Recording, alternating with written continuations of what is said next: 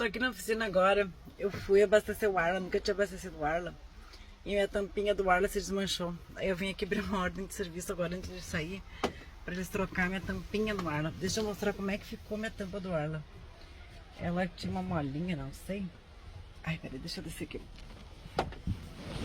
Olha só. Aqui, ó. Essa aqui é a tampa do Arla. E daí eu fechei ela. Eu preciso trocar essa tampa pra sair, ó. Ela se desmanchou. A tampa.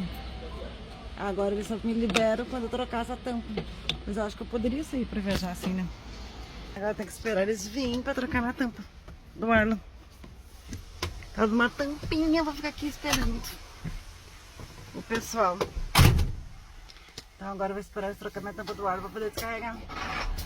Ó, saindo aqui é um truque do lado. Eu acho isso. Olha que lindo. O truque. Zerinho. Então vou continuar esperando. Beijo.